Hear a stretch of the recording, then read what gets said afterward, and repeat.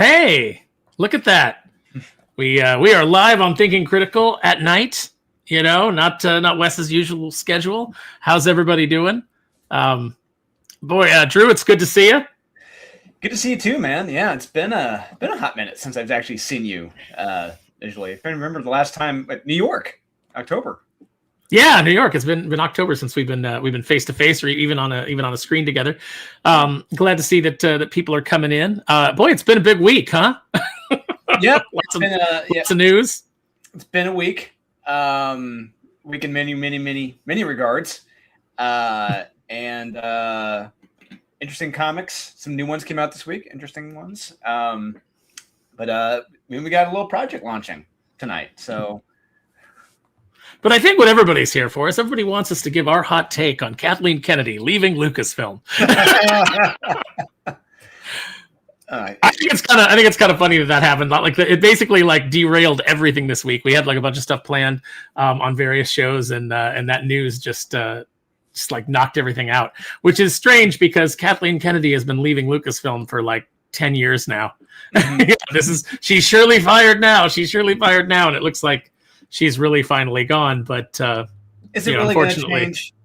No, and it's already. I mean, the corpse is already laying in the yard. You know, it doesn't matter who goes out to occasionally desecrate it in front of us. It's a carcass at this point, so it's kind of funny. But yeah, we're launching a book tonight. Another Drew penned opus. Why don't you tell us a little bit about Bloody Echoes and how it came about? Yeah, so Bloody Echoes is actually live right now. We just launched it about a minute ago. But this started about 2.5 years ago. I was in my car. I was driving, and Marat messaged me, or he called me, I'm sorry. And he said, "Hey, you're into horror. I got a project you may be interested in." It's in the very early stages, just wanted to gauge your interest. He told me this story involving this evil spirit, a serial killer, possible 2 serial killers, and involving a child. And I'm like, okay, this is interesting. Go on. And the more we talked about it, I started getting an angle for it, how to tell it. And he just said the last guy who wrote it, it said it didn't really work out too well. So he's like, he thought he'd give it to me because he knows I like horror. And so I just kind of played around with it. In the last, 2.5 years, just had it tweaked. So he had pages that were done, 48 pages that were done, just needed to be inked. And so I'm writing the script based off those pages. So, okay. Yeah. And which is backwards from this is the first time I've ever had to do that. And I'm sure that's probably, you've done that before. But, I've done that multiple times now. Yeah. This is my first time, and I'm trying to figure it out. And it was challenging. But I gave it my own unique spin, and it was fun. And the shocker was that this was based off of a comic book from Image Comics about 23 years ago. It was called the Tin Can Man. Is what it was called. Mm-hmm. I had never heard of this. My friend Russell, who set up the campaign, I told him about it. He never heard of it either. And it had these great covers. And I just wondering what the hell happened. It's probably the name itself. The name was terrible. But, and I don't know why now. I guess Marat thought I was the right guy to tell the story. And here we are. We're, of course, talking about Marat Mychaels from, long time Image legend, from back in the day, back in the early days of Extreme Studios, and how many different names? Extreme Studios, Maximum Press, awesome comics. Rob Liefeld has had 15 different companies within the space of Image. I'd never heard of that title either. So that is a good tip for everybody watching. If you think that this Kickstarter, you think this book is going to go places, go seek out those original issues and snap them up before they become expensive, right? Everybody start speculating right now. Yeah. Just like with Exquisite Corpses, whatever. Yeah, everyone can start specking on those copies since they just got option for a movie. Yeah, like I it's funny because every now and then I go to the comic book store and they've had this what was the book that they did? It was Dead Eyes, but originally it was called like Dead Bunny or something like that. Oh yeah, it was the Jerry Duggan one, but the name was taken from a bar or something in New York. Yeah, and I keep seeing the original printing of that up there, and I'm like, I should probably buy that before somebody options it. It's just so I can turn around and flip it when. But who knows? You can never tell with these things, and I don't recommend speculating because that's how you end up with being one of those guys who has 75 copies of The Death of Superman, still in black bags. Yeah, that everybody knows somebody who's got that. They're like, oh man, or the platinum ones. Mm-hmm. But speaking of Death of Superman, I got the Absolute Edition this week. Came in the Death of Superman Absolute Edition. It's actually one of the cooler ones I now own because in the back, I don't know how they managed to get them, but they have the original pencils and inks for issue 75 in the back. Nice. Yeah. So that's actually worth the price of admission. So it's every page of 75? Every page of 75. And every page was, of course, a splash in that issue. Yep. So you're getting a huge piece of art with every page. That was, you should make sure to make it out to San Diego this year, Drew, because you can have and bring that with you, because then you can have Dan Jurgens sign it, because he always comes by and visits Lopresti's table. So I'm always sitting there, and I always get to talk to Dan Jurgens. I get to talk to Dan DiDio, all the people that come by to say hi to Lopresti, and you get some really good like inside baseball and like knowledge of like different things that have happened in the industry just from those conversations. Aaron, you, Wes, me, we need to set up like a Joe Rogan type podcast hangout for just 3-4 hours with these guys and just shoot the shit, and they can just spill all the beans, and we can just shoot the shit about everything behind the scenes. Well, people are willing to tell you things one-on-one because we're secret keepers. We don't go blabbing things that people tell us. Less so to come on and spill the beans to everybody on the internet, but also, I've found out that there are a ton of industry professionals that listen to Wes's show that we've never mentioned because they would get in trouble. They would get in trouble if people knew that they listened to Thinking Critical, because we are, of course, fair in our reviews. We talk about what we like. We talk about what we don't like. Sometimes we're pretty biting, but that's not allowed in the industry. In the industry, if you want access, you have to kiss the ring, so to speak. And everything has to be, a 7 or above. I think Jim has talked about that, where they're like, we're not going to send you any review copies unless everything's a 7 or above. And it's like, then what does it even mean? Like, this is why nobody trusts review sites anymore. Yeah. And that's why I love being honest with Wes, and a lot of the creatives, they appreciate us being honest, and I love getting that feedback. And there are occasions where I'll meet a creative and they'll call me out for not ever reviewing a comic of theirs, like specifically Humberto Ramos. I'll never forget his handler looking at me and said, pointing at me, you have not reviewed Strange Academy once. Not once. And Humberto, he was working on a commission. He looked up at me and just shake his head. Just no. And go back down to drawing. It's just like, puts a bag over his head like Sylvester Jr. Oh, true. But yeah, it's like I would like to think, I would hope to think the creatives appreciate us being honest, and instead of just blowing smoke up their ass. I mean, we try. Like, obviously, there's some people who I've taken issue with their behavior or things that they've done or they've said. And I've been a little more biting. But the thing is, anybody can come up to me at any time at any show and tell me, like, I thought what you said was bullshit, or I didn't appreciate what you said about me, and I'm like, okay, fair enough. It's like I don't know. And you can say whatever you want about me, and I don't take it personally. It's or my work or whatever it is that the issue is. That's just, you have to have a thick skin anytime you're going to be putting out any kind of product into the marketplace. Bullseye. Because you're never going to please everybody. Your goal has to be to how much of the fan base can I please? Like, because there's always going to be a percentage that it's like, it's not what they wanted, or it's not what they expected, or, for whatever reason. And, that's valid. So you just have to like go for the the biggest target that you can on any project, especially when you're working with established IP. Yeah, and not just that. I mean, for me, I give out copies for people to review for like Unholy Nightmare, and I hear every type of different, note, praise, complaint. One of the more common ones I would hear about issue 1 of Unholy Nightmare is that people aren't told everything about the backstory of the characters. They don't know who Ginny is. They don't know who the Recluse is, and I'm like, yes, you're right. That is the point. I don't want you to know it yet. It's not important yet. I'm going to be telling you when I want you to know it. And they would just be like, well, I feel like I should know all that going into this. I'm like, no, it's not. I can't do that. I also I always caution people too when they're like, oh, this character just did this and I don't agree with that. And I was like, well, I mean, we just started this story, so let it play out because, you might get swerved. And speaking of swerved, we have got Tommy from World at War Comics here with us, joining us on the show. What's up, fellas? It's on stream for Bloody Echoes. Yes, of course, man. Thing looks dope.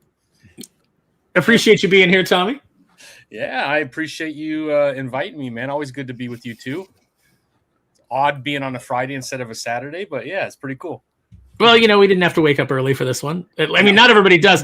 Drew being in a different time zone, if he's waking up for aficionados, he doesn't have to be up quite that early. I have to be up and ready to go at 7 a.m. California time. And so I'm never happy about that, but I love doing the show, obviously, so I do it. Awesome, man. Yeah, no, it's fun, man. Well, congratulate on another amazing title, man. Thanks, man. Yeah, this all came from Marat. Marat had this project. Like I was telling Aaron and the viewers that this was a project. It was originally an Image comic from like 25 years ago, and it just didn't.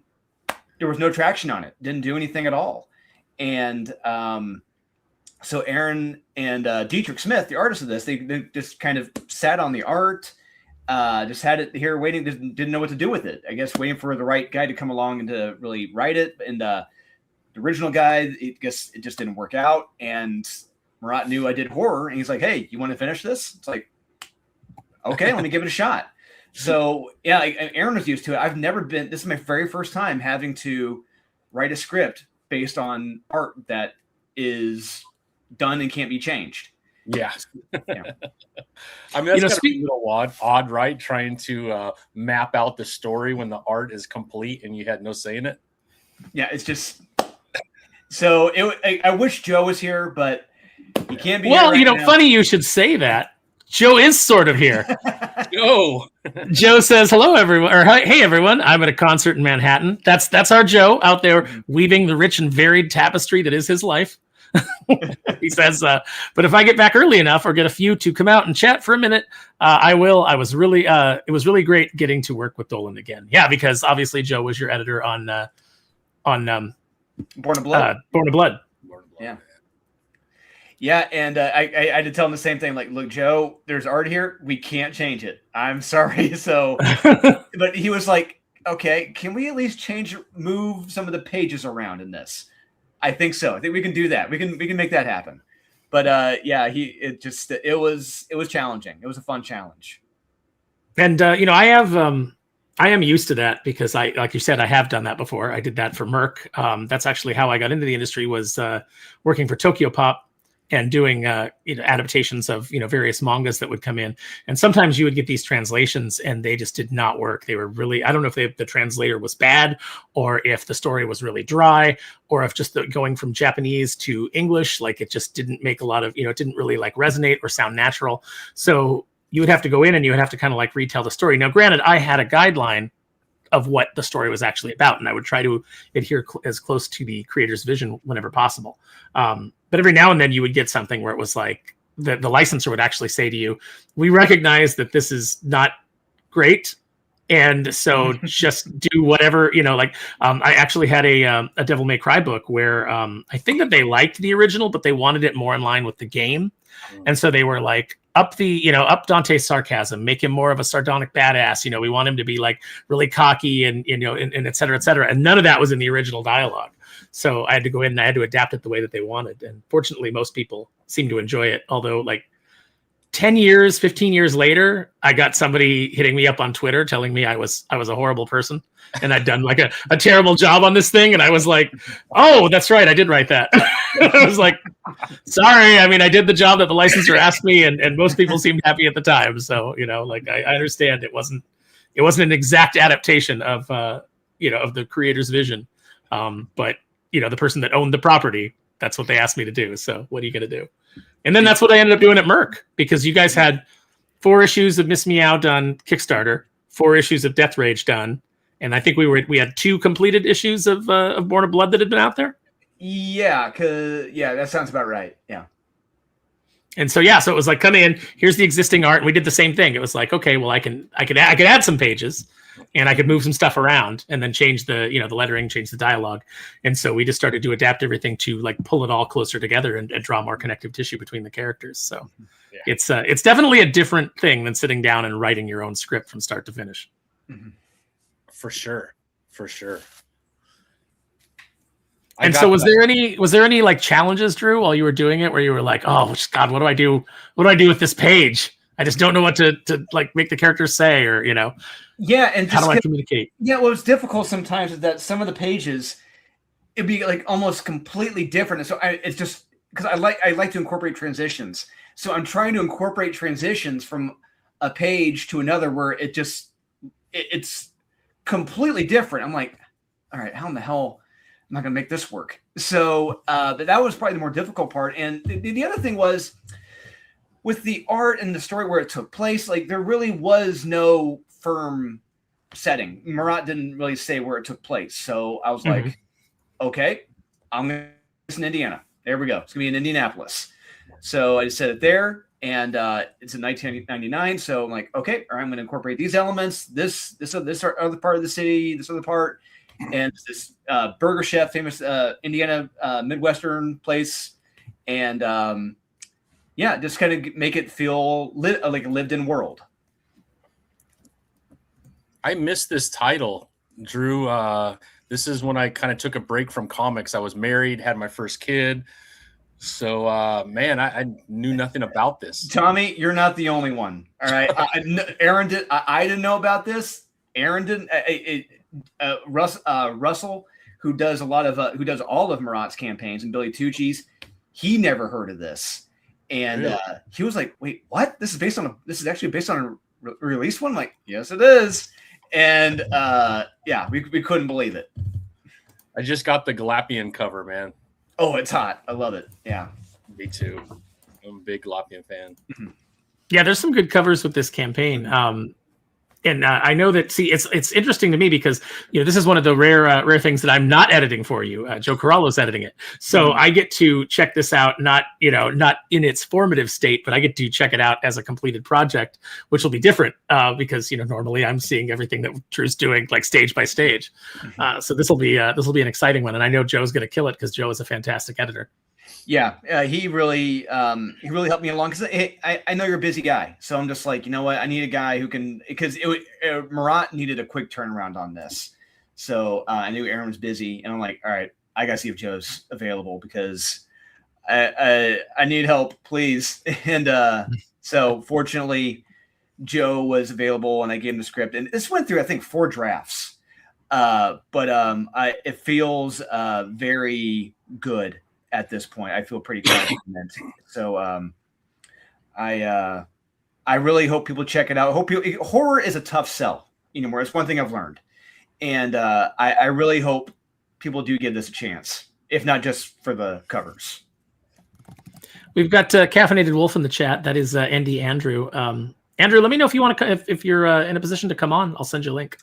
And I just sent a link to a certain image artist who may be popping in here in a minute. So nice. Talk to an Image Comics legend. You ready to hopefully hop in with us? It's Todd McFarlane, everybody. Oh, hey bud, what's going on? That was actually pretty good, Drew. He has a very unique way of talking. I'll never forget this meeting. I met him 2 or 3 times, and just I remember being in line. It was at Boston Fan Expo back in like 2022. It was like the first time he came across the Mississippi, and they were getting ready to launch at Spawn 299, 298, and he was like, it was before the show opened. He's like, "All right, guys, this is not a fancy French restaurant. This is like McDonald's. We're gonna get you guys in, be boom, boom, boom, boom, boom. All right." So, all right, dude, you got it down, bro. The first time I ever got to talk to Todd, Tommy, you've probably interviewed him on your show, right? Yeah. Go ahead, Aaron. I'd say the first time I ever got to talk to him was actually a couple of years ago at New York Comic Con, and I'd been to various like panels and things like that, but it was like it had always been packed, and this New York Comic Con panel was for the toys, so it was it was a pretty well attended panel, but I was up in the front and they were taking questions from the audience, and I got to stand up and I got to ask a question, and Todd was like super gracious, super cool. And having been a fan of him when I was a kid, like my dad actually drove us out on our family vacation. We were driving from California all the way up to Victoria Island in Canada and then back. He's like, we're going to see as many states as possible. When we got to Washington, he drove us like an hour, 2 hours out of our way just so I could go to the spider's web. And I don't know what I was thinking. I didn't think. I guess I thought maybe like Todd was going to be there, just in the shop drawing. Yeah, so he wasn't. But it was still cool to go see his shop and to see all the art and stuff that they had displayed. So it was neat to finally get to talk to him, even though it had been. Now I'm obviously a very old man, as opposed to the bright-eyed kid that was like, "Oh boy, Mr. McFarlane, I sure do enjoy your Spider-Man." And, it's amazing. Like, for Todd, he still has a lot of energy. Whenever I see him, it's just him and Rob still got a lot of energy, and it's great to see. I will say, there's a lot of amazing people in comics. Todd always makes you feel like you've known him forever, man. Yeah. After our interview, we probably spent another 40 minutes talking, man. He had just moved to California from Arizona. He still has a place in Arizona, but he had just moved there to be closer to one of his kids that just got married. But it was awesome, man. I'm a huge McFarlane guy, so as you could tell, I got about 800 of his figures. I bought 3 more today too. I hope for Todd's sake, he maintains a residence in another state. Yeah, and has California as his secondary, because I don't think he wants to take the tax hit of moving to California. You've got to at least try to be a little bit smarter with your money. And if you're retiring, get your money the hell out of California. Yeah. He actually, I mentioned, I made a comment like, "Ooh, get ready for $5 gas prices, Todd." And he goes, "I'm Canadian. I'm always real proud to pay my taxes." I'm like, "Oh, right, man." Okay. All right. Hey. Fair enough. I don't want to pay taxes. I don't want to pay triple what every other state. Yeah, it's like there's a certain amount of tax I'm willing to put up with, but we are way past the point of what I'm willing to. And especially when you find out, where it's all going. It's like, oh, it's all just being poured down a toilet. Poor California. Hey, look who we got in the chat. We got HH from Sigma Comics, creator of Here Comes Calico and the Green-Eyed Bandito. Oh, and not just that, we have a certain popular cover artist right above HH, the Norin Lear. That is Leslie Lyrics Lee. Oh, hey, I never would have known that. Hey, Leslie, nice to see you. Sort of. I mean, I'm not really seeing you, but nice that you're here. One of the sweetest ladies in comics. Yeah. Oh, yeah, she's great.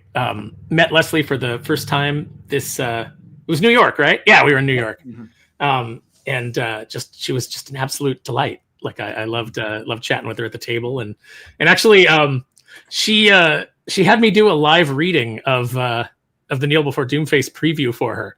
So I had to act out all the characters for her. It was pretty fun. Did you have voices for everyone, Aaron? I did. I mean, my Lexi voice isn't too good because obviously doing a sexy lady is tough. But I'd be worried if it was. Doomface and and all the other characters that were in that first issue. I did a pretty good job, I think. Leslie would have to tell you. Is it a Cobra Commander type voice? For Doomface? No, Doomface is more of a, unless he's angry, but he's just more of a dismissive kind of, that's the voice that I do for him is, very much, I guess maybe like Lee Pace as Ronan. I don't remember killing your family. I doubt I'll remember killing you. Like just that kind of snottiness. I love it, man. That's awesome. Yeah, that's the voice in my head when I think of Doomface. That's hilarious. Now, Drew, do you do that when you write characters? Because that's the best piece of advice I ever got as a writer. Was from Tad Stones, which was pick the actor or pick the voice actor that you would cast, and then go from there. That's pretty much what I do. Yeah, same thing. Whenever I read comics, that's what I do. I always give a voice to the characters when I read them, and it just helps me along the way. So, like for the Recluse, it really is, Keanu Reeves, John Wick in that voice. Dracula, Vlad, it's very much like your Doomface voice is how I see Vlad speaking, but a little more playful. And for Jenny, it's like a Rosario Dawson, right, when she's talking. And for Father Mario, kind of like a Harvey Keitel, just got a spark to him. And Trinacria, it's hard to really place, just it's hard to put a voice to Trinacria, but that would be like a CG modulated voice. I'll send you my friend Laura Post's reel, and you'd be like, oh yeah, she always gets cast as like the villainous women. I think right now she's Emma Frost in the Marvel Rivals game. So if you guys are familiar with that, we've got a couple of people backstage. Let me go ahead and bring on Andy Andrew from the Rippaverse. How's it going, gentlemen? Hey, how you all doing? These handsome men and talented men, and then I'm here mucking it all up. It's like, hey, we've all got beards. Yeah. Hey. Now, Drew, I'll let you introduce our next guest. I'm going to bring him on here. Image Comics legend, penciler, inker, colorist extraordinaire, all-around talented artist, Mr. Shelby Robertson. Shelby, wow. Hey, How's it going, Shelby? Good. How is my audio? Is my audio off the chain today or clean? Okay, good. Yeah, you sound okay to me. You got a little bit of a right. It's got a little bit of a quality, like an echo quality, not like distracting, but just you sound a little bit dramatic. Okay. I keep jumping on these. I keep jumping on these other streams, and they use all different kinds of StreamYard and EVMux and Restream, and it messes with your settings. I feel like every time I jump in somewhere else. Yeah. Good to see everybody. Good to see you too, man. Yeah, it's been a minute. Yeah, it's been a while. So what are you working on now, Shelby? Right now, more covers. Ooh. Actually. I just finished a penciling, inking, and coloring a Battle Beast. I think it's for number 7. Ooh. I think. Nice. I don't know these things. I get asked and then told, and then I see it 3 months later. So yeah. I finished that, and then I helped a shop with an exclusive for. It was a Shredder, a Frank Miller homage cover for a Shredder cover. Ooh. So originally I inked and colored it. I was not the penciler. And that one something happened. It was rejected.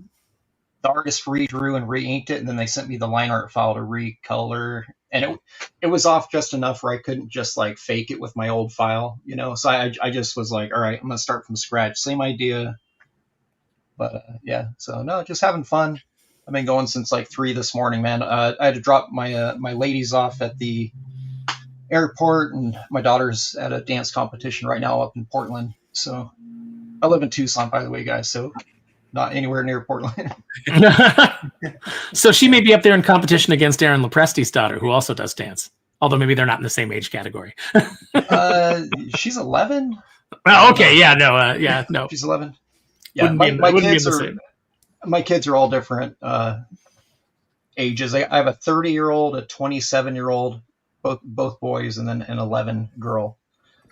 So, yeah, they've all lived different lives. They don't, she wasn't raised with them. They were already out of the house with jobs and stuff. So, oh, that's cool. Good luck to her in her competition. Yeah. Andrew, what do you got going on? Oh man, I'm just waiting on bated breath for my books to come back from CGC so that people can tell me, man, you're not good at this. Like, go back to just writing your silly little pigeon comic strip, right? If they get a CGC book and they tell you you're not good at this, I would be like, why did you get the CGC version? They're like, no, I didn't read it. I just don't feel like you're good at this. Right. They just took one look at it. I don't like this Andrew guy. And I can vouch for you, Aaron. I can vouch. It's pretty good. Blue Shift's going to be amazing. Well, thank you. Yeah, no, I still have to go. I still have to read through it and give you my thoughts on it, which Yes, please. I have not done. But yeah, no, my weeks, my last 2 weeks got kind of thrown into chaos, and it's been interesting. But 2026 should be a really good year. There's a lot of interesting stuff happening behind the scenes. We're doing a lot of books. Obviously, I'm doing a lot of books with Drew. I'm doing a lot of books myself with some various different creators. And hopefully what I'd like to do is once we deliver Doomface #1, I'd like to get 2 more out before the end of the year, because it looks like we are going to be able to switch over to the model of having the book done before we put it up for sale, which is always the model that I wanted to get to. It's the Rippaverse model. It's the Iconic Comics model. It's I don't want people to have to wait for these books, and they've had to wait longer for Doomface #1 than I wanted. So we're going to correct that going forward. Awesome. It's not an easy model to operate off of. Like there's a lot that goes into it, and you know this. There's just a lot that goes into creating comics in general. There's so much, like when we're just when we're kids, punk kids and fans, and we're just picking up Spider-Man or Darkness and Witchblade. When I was too young to be reading Darkness and Witchblade, my mom didn't know, so that's okay. And when we're doing that, we don't know what all goes into it, other than wow, this is really good looking art, right? But man, once you see how the sausage is made and you get an idea of the logistics of everything, that's a whole other beast that comics suddenly becomes. Yeah. And when you're doing it small, you're a small team. One person gets sick or one person has a family emergency, and it throws off everything, because now it's like, okay, so we're going to be delayed by 2 weeks, with let's say with the art, but now you're out of sync with your colorist schedule. So you have to make the decision. Do I hire another colorist and have the book not look consistent? Do I wait? You have to get those things lined back up. So one little piece of it, can affect the whole train down the line. Right, because what are the other artists going to do? Just sit on their thumbs and be like, well, I'm guess I'm just not going to do work for X amount of months. It's like, no, especially since most artists are gig guys.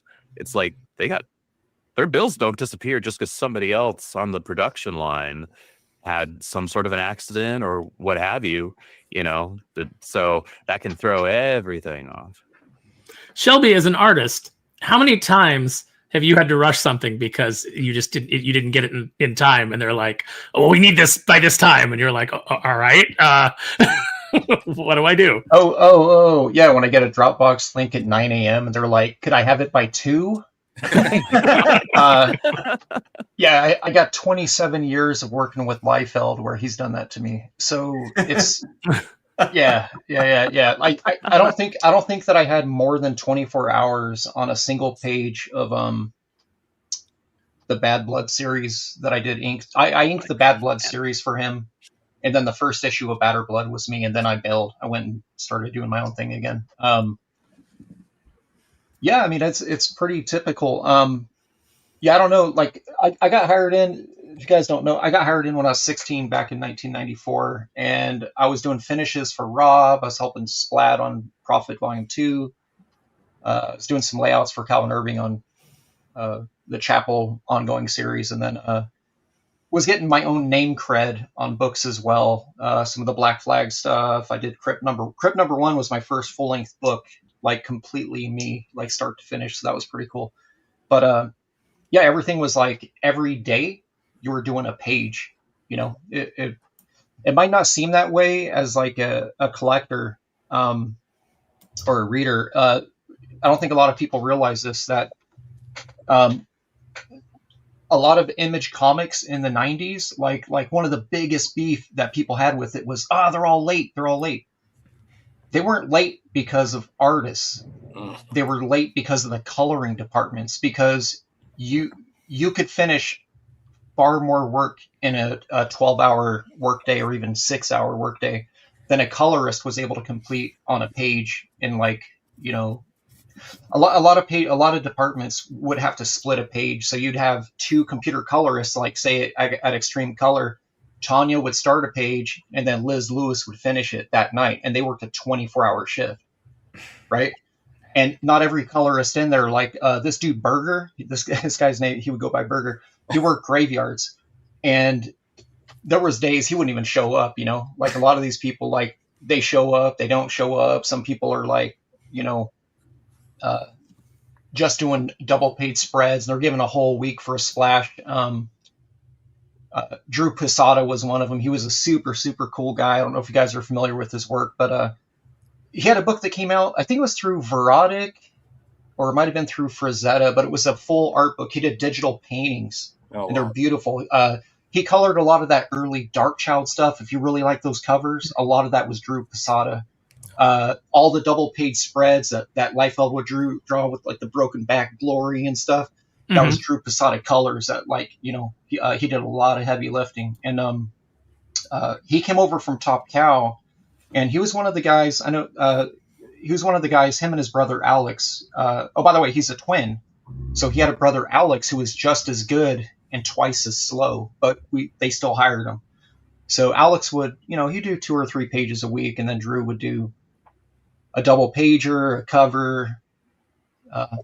Between him and Andre, they'd probably get 10 pages done every 14 days or so. I spent a lot of time back there with my board. I wouldn't really hang out in the bullpen. I was hanging out with the colorists, learning, trying to spread my wings back there, figure stuff out. Because computers were like new to me. I never owned a computer outside of like I'm an old head, dude. I had a Commodore 64 and an Amiga for gaming when I was younger, right. So, yeah, I remember electricity, you know what I'm saying? Like way back when they invented it, like all this stuff. I remember getting the Commodore 64 one year for Christmas and being like so psyched. Yeah. And then and then I had like a drawing program that just frustrated the hell out of me. Yeah. It was like, I can draw this sailboat. And then I'm like, why am I drawing this sailboat? Yeah, we used to have to use boot discs every once in a while, depending on the game, like how much RAM usage, you'd have to use a boot disc and then you could play your game. You had to open up that, 15 megabytes available. So, it's funny. The pinnacle of, the arcade used to be Dragon's Lair. Remember? It's like, this is the most sophisticated game of all time. It costs 50 cents to play because it's so sophisticated. And it was like, 4 minutes of actual gameplay? Like if you made it all the way through? I had a buddy that could complete it. Space Ace 2. I sucked. I would stick to Altered Beast, Rygar, E-SWAT. Yeah, see, my right next to the Dragon's Lair at the pizza place was Paperboy, and on the other side they had Punch Out. And so that's what I would stick with. And then later they got like Commando, which is one of those games you're running and shooting and throwing. You're throwing super old like me. Exactly. Right. I was going there because status, dude. So we've got let's hear from the peoples, as Wes would say. Sigma Comics gave $5 and said that they're in Portland right now for Fan Expo, but want to remind everybody to support this book. Great teams make great comics. Support. We appreciate that. We also love when people support HH. He is the hardest working man in indie comics. He is at every show hawking his wares. He has got his sales pitch down. Yeah. It's fantastic. So Drew, speaking of sales pitches, why don't you pitch us on Bloody Echoes? You told us kind of like how it fell into your lap. Now tell us what it's about and what people can expect.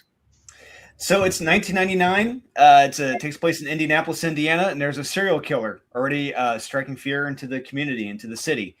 And bodies are piling up of young women. It's not pretty, but amidst all this, there's also rumors swirling around of another serial killer whose MO does not match this of the first. But as we get into it, we learn more about there's some cultural elements pulled into this, Native American and Chinese elements pulled into this story. And we also get to see what real, true evil is like in this story. And it's also in black and white, because I love black and white. I love black and white comics. I love horror that's in black and white, like from hell. And I'm glad Dietrich is doing this in black and white. And I really hope people do turn out for this, because this is a fun, scary, wild ride. And I love a lot of the elements in this. And it's fun taking something that there was art, but there really wasn't much there, and getting a chance to really flesh it out. And now, Shelby, I don't know if you knew this, but we didn't know this, but this was originally a comic from like 25 years ago called The Tin Can Man. Oh, I know. Okay, okay. So can you Yeah. Can you tell us about this? We don't know anything about this. We can't find it online or anything. Yeah, so I'll sell you my copy for $58 shipped. I have so I have a preview edition from way back in the day, and it was actually penciled by Jonathan Glapian before he was an inker, he was a penciler. Like way before. Yeah. So Glapian penciled it. I'm not sure if Chance Wolfe did some inks on it. I know way back in the day too, Jonathan was Chance Wolfe assistant. Chance, you guys, I'm going to go way back. Chance Wolfe was the inker and art assist for Todd McFarlane for a decade. He lived with Todd for years. Chance and I still talk like now. Chance is the inker on the new Youngbloods relaunch right now. So Chance is inking that. But anyways, long story. So my understanding is it was designed and then drawn by Glapian, but because I hit up Marat. I did one of the covers, so I hit him up and I go, "Wait, is this Tin Can Man?" Like, because I haven't seen this thing in years. And he's like, "Yeah," and I was like, "Oh, okay." And then he kind of told me a bit, and I was like, "All right, that's cool, dope." So from what I'm not going to dig it out. I have 18 long boxes in this storage unit here. It's in there. But it was drawn really well. From what I remember, it read fine. We're talking like when it came out, it was like I'm pretty sure it was an Image release. Yeah, but it might have. I was gonna say it might have also been. He was doing a lot of stuff with. Oh God, what is that company? The company that bought Glory, and they were doing the Frank Miller RoboCop ongoing series. I don't remember their name. Yeah, so for some reason my brain, I'm thinking it could have been there, but if it was Image, it was Image. Yeah, it was Image. They only got one or two issues that I own at least. Okay, I've seen. Yeah, they put out 3, and I guess you have to understand this is the only thing this writer ever did, and but it looks like a lot of these pages, from what I understand, a lot of them are just completely redrawn. It's been remastered by Dietrich, so it's more of a streamlined story. By my old roommate, Dietrich Smith. Dietrich Smith, yeah. Oh, okay. Yeah, I was roommates with Dietrich way back. Yeah. Man, Now, it's a small world. Drew, post the. I'm looking for the link online, but. Okay, so I've shared my screen in our chat where you can be able to pull up the campaign. But okay, I'll share the link in our private chat. Here we go. At a stage. All right. But yeah, that's the Jonathan Glapian cover right there. Yeah. And just a beautiful job. And but this was the selling point right here for me. When Marat, I was like, I don't know. But then he said, "Oh, I got a cover by Jeff Darrow." I'm like, I'm in. Let's do this. I don't know if I have time for that. I have a Jeff Darrow cover. Okay. Yeah. It just because Jeff Darrow is that name among names. Just if watching this, you're like, who the hell is Jeff Darrow? He worked on The Matrix back in the day. Did a lot of work with Wachowskis. And on top of that, he co-created Big Guy and Rusty, the boy robot. He did Shaolin Cowboy, Hard Boiled with Frank Miller. He's a very, very, very talented artist.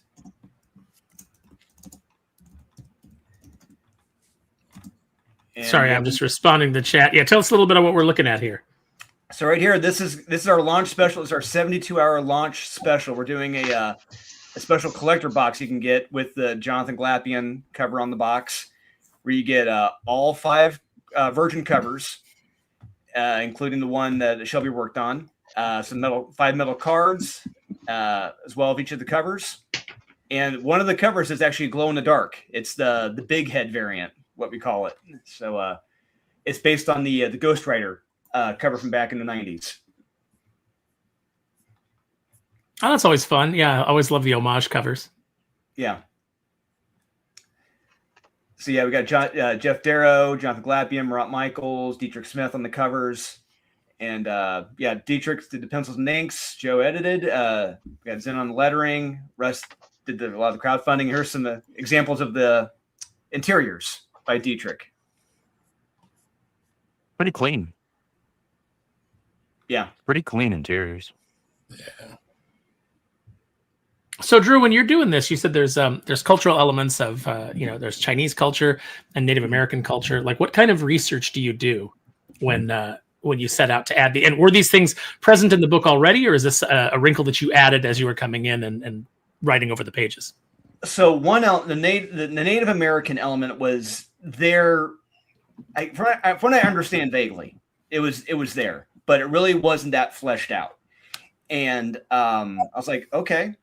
There's that, but then there's also a Chinese element in this story. So I'm like, okay, let's flesh out more of this. Let's see what we can do to bring these two cultures together in a clash.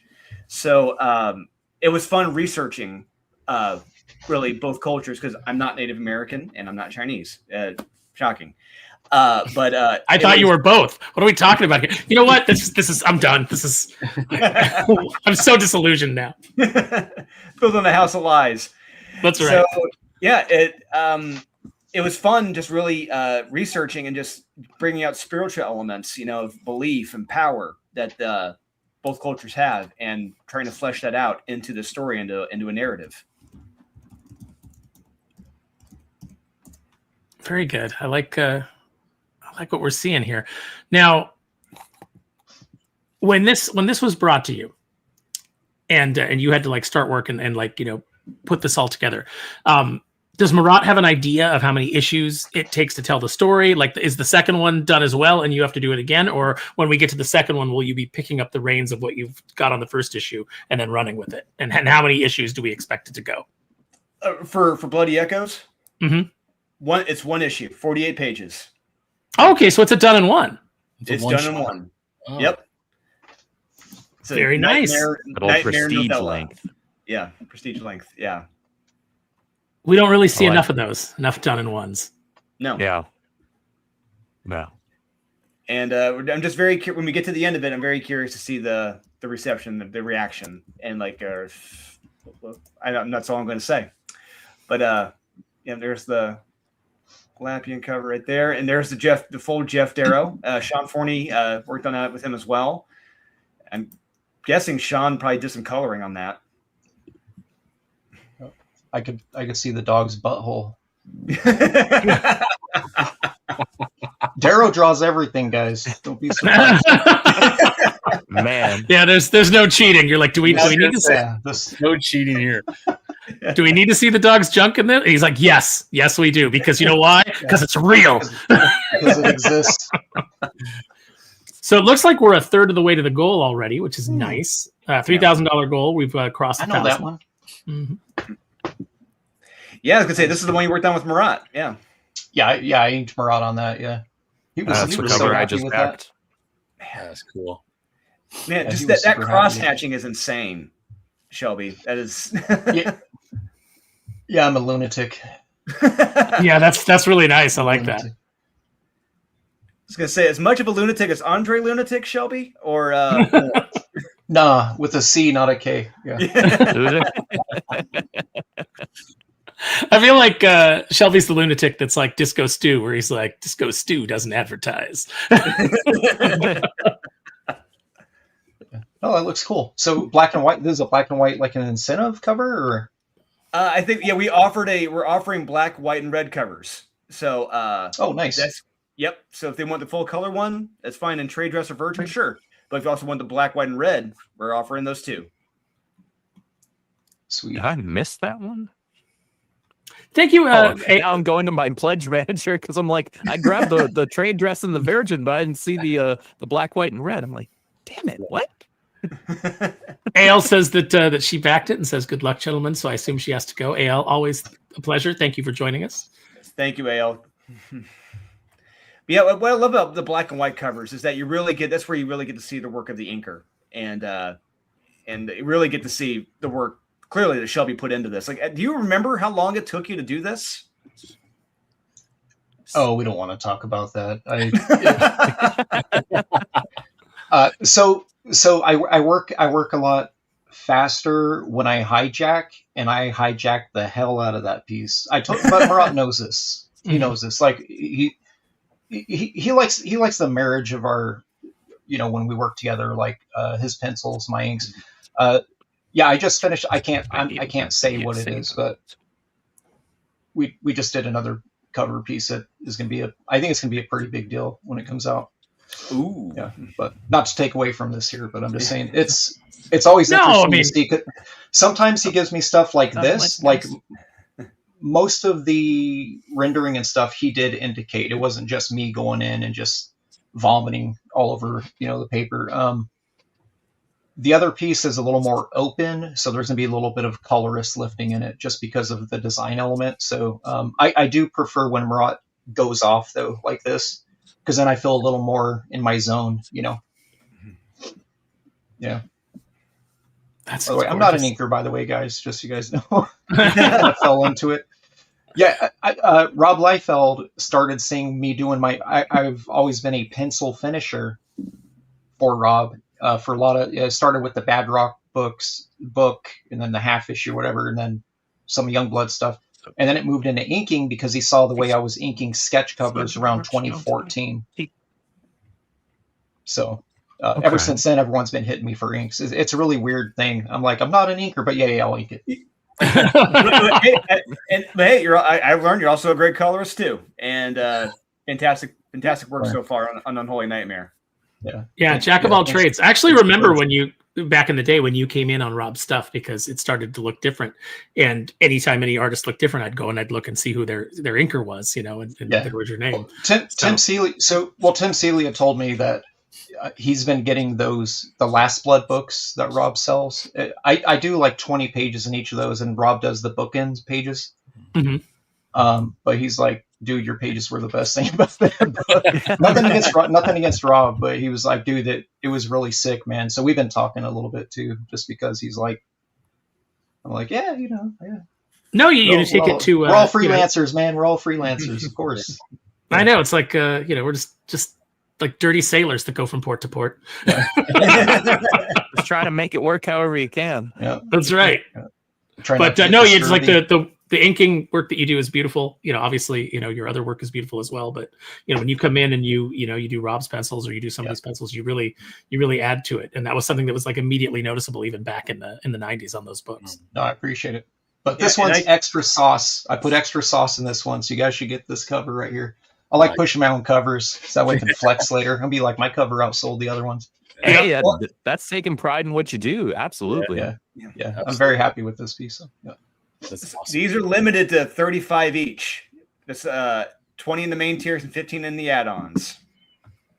And that's interesting. The version set of 4, which are limited to 40 sets. So limited counts for the black, white, and reds. Yeah, I want to do on the next campaign that I do for Doomface. I want to do less covers, but come up with some more special ways to do them. So speaking of which, someone in the chat asked if any of the color, I don't know which cover they were referring to, but they said, does it glow in the dark too? Oh, right here. Right here, the big head variant. Mm-hmm. Yes, this is the glow in the dark variant. This is just like that famous Tex cover from Ghost Rider back in the 90s. So that's just like that cover. It's going to glow in the dark. It's funny because the 90s got a lot of in retrospect, it gets a lot of crap for the gimmickry, like, oh, things got really gimmicky. And it's true, they did, but there were some awesome gimmicks. Like, I think Rob did that first Miracoat cover. I don't remember if it was on Brigade or if it was on Bloodstrike. I think it was Brigade because I think it was like Seahawk's helmet. Yes. And then then you had the Rub the Blood cover on Bloodstrike #1 where the blood would disappear. And it's like, yeah, it was gimmicky and maybe it was cheesy, but it was also awesome at the time. And like to this day, I still look back and I'm like, what kind of cool things? The cover is die cut where Wolverine's claws cut the cover. Yes. Yeah. This one has a bullet hole all the way through it. That kind of stuff's fun, man. Like maybe they went a little out of control sometimes. when you had just way more than was necessary. But on its own, those kind of gimmicks are fun. It adds personality. Yeah, I mean, anytime anyone did a what did they call the type of cover that they did like on Ninjak #1 and Was it it was a Chromium? very specific chromium, yeah, like those Chromium. Yeah. those chromium covers, the holofoil covers, the glow in the dark covers, all that stuff was great. If it was well done, it was great. Even the X-Men books when we were getting the during Fatal Attractions when you were getting the little reflective hologram card. Yeah, Oh yeah. that was good stuff. I mean, shoot, even freaking Clone Saga had some, and Clone Conspiracy had some like really cool treatments on some of the covers. The books themselves left a little bit to be desired, but so the covers were pretty wicked. Yeah. What's funny is I'm sorry, go ahead. Oh no, I was just going to say my understanding. Pick up those chrome covers so you can enjoy them. I guess that company, I was told years ago, they no longer exist. So like that product, you can't get it for books any longer. Really? Not that there's someone else that can't pop up and make something similar, but yeah, Chrome Productions is like done.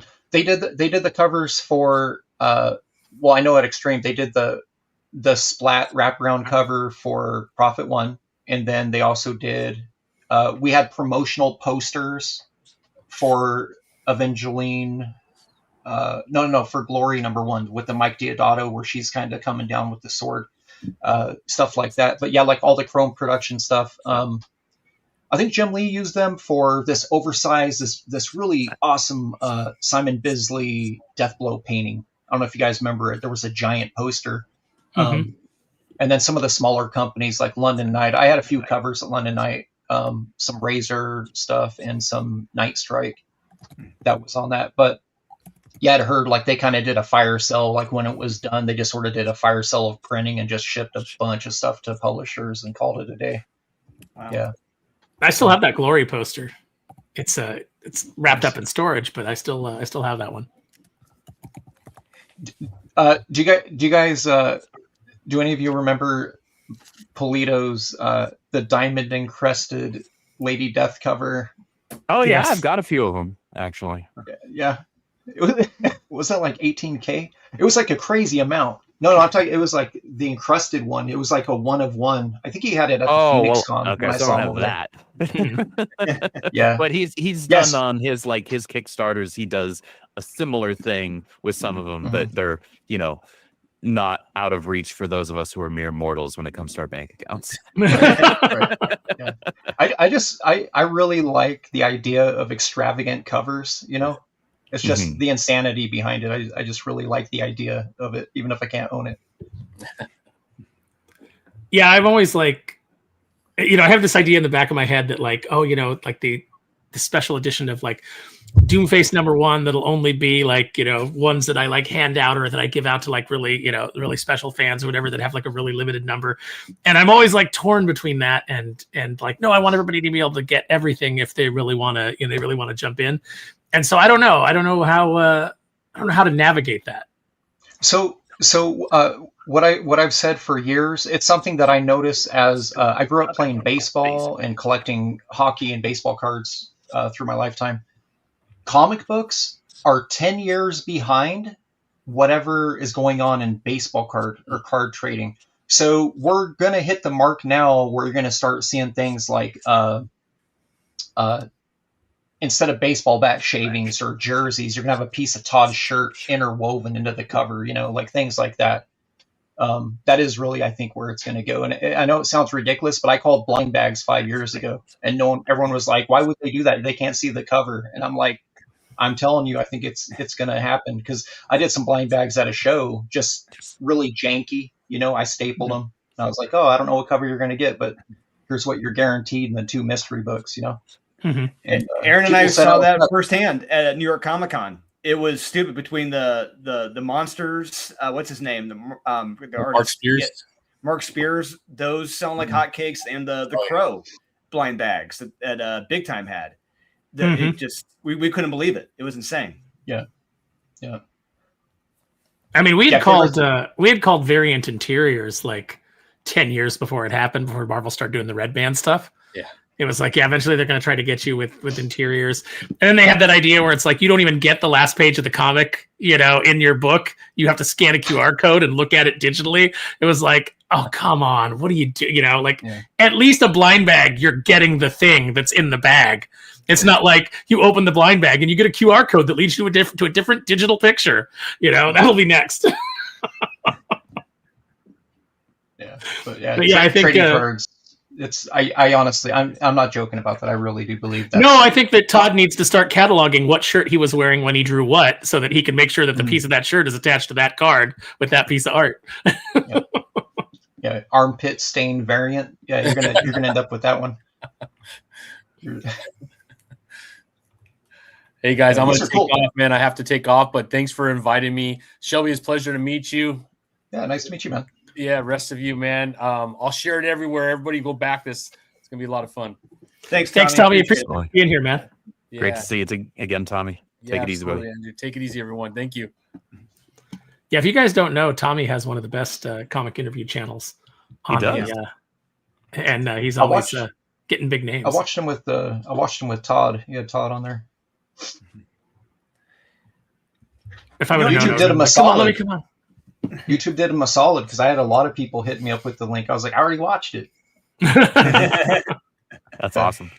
We just need to do an Extreme Studios roundtable with all you guys. Get you guys together and talk about the days. Yes. Because when I was in Vegas this past year with Marat and Dietrich and Terry Sala, the stories I heard, I'm like, oh my God, this. Oh, Terry was there. Yeah. Terry was there. Terry's fun. Terry's fun guy.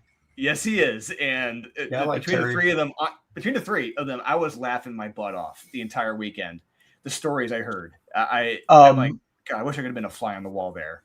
So, all right, listen, Drew, to ask next time, and I'm sorry, guys. See, you guys are going to pay for bringing me on here. I'm going to hijack this like I hijacked them pages. Okay.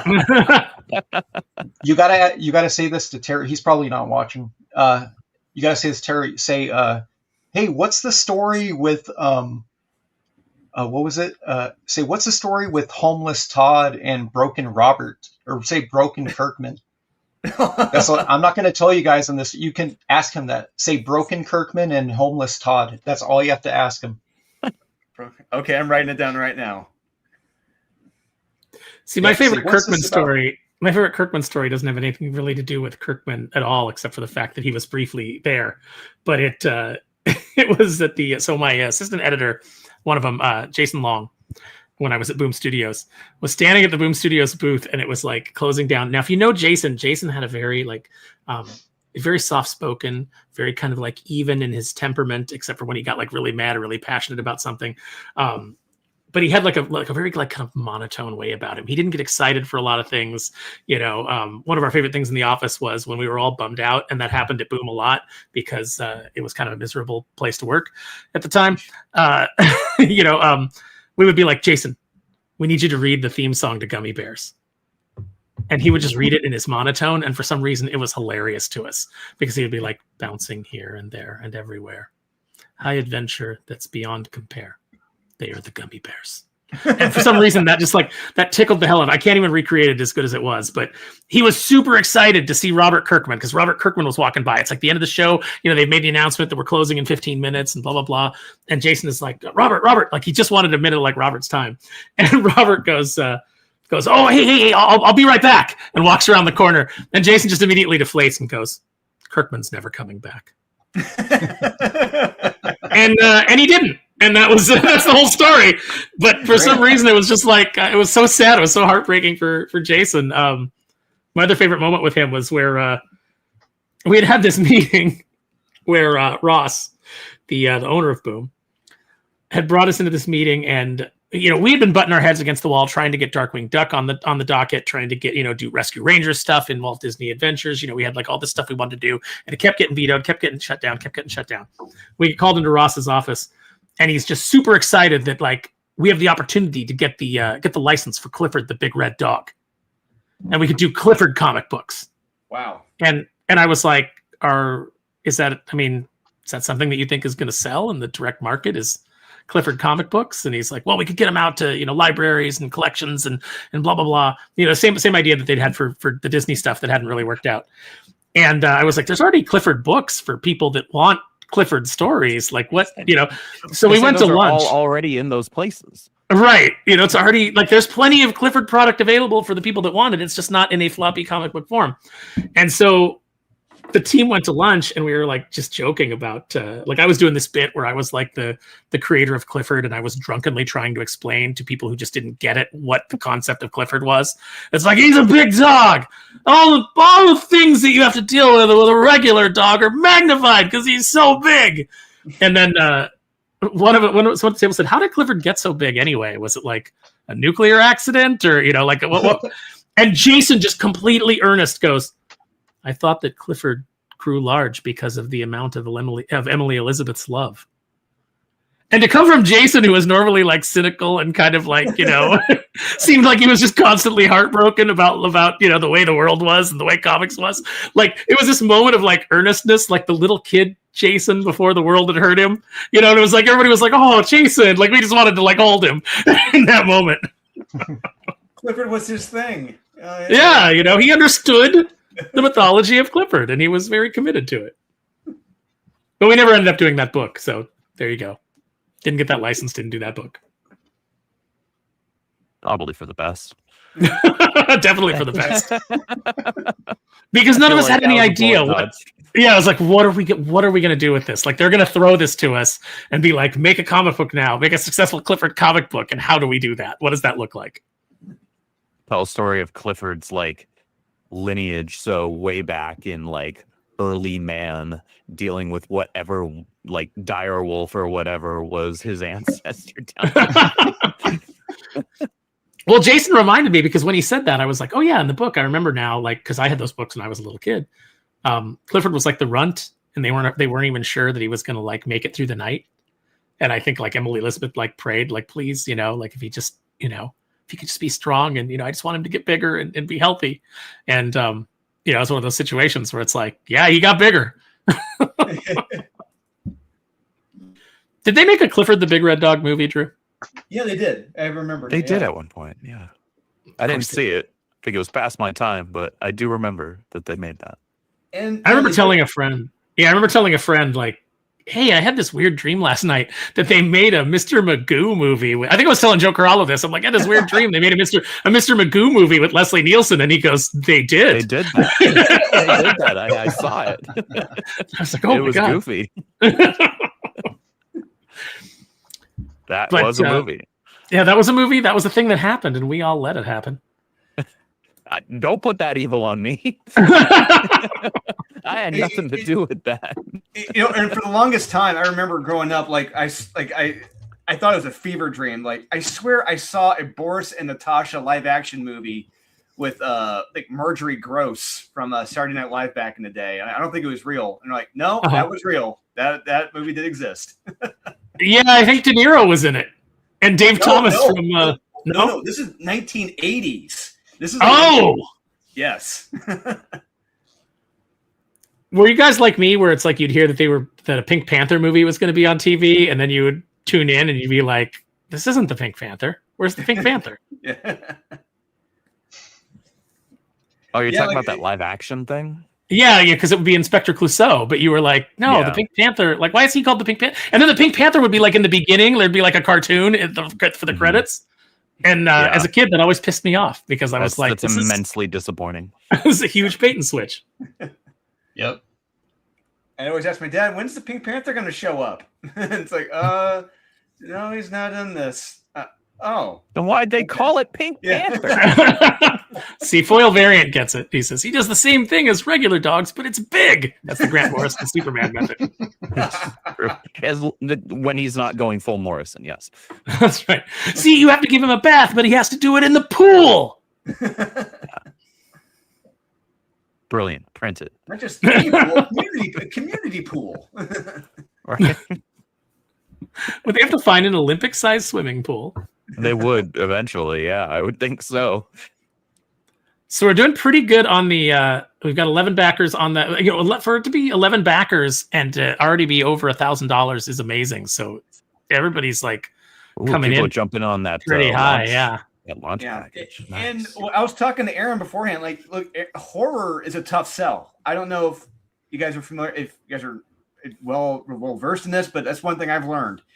Even with Unholy Nightmare, my series, like horror is just a tough sell. People just really aren't into horror comics that much, and it's kind of heartbreaking when I hear that.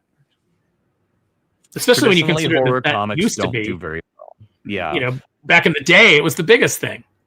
Yeah, Well, yeah, because you look back at the 90s, right? And so you're talking like heyday Image.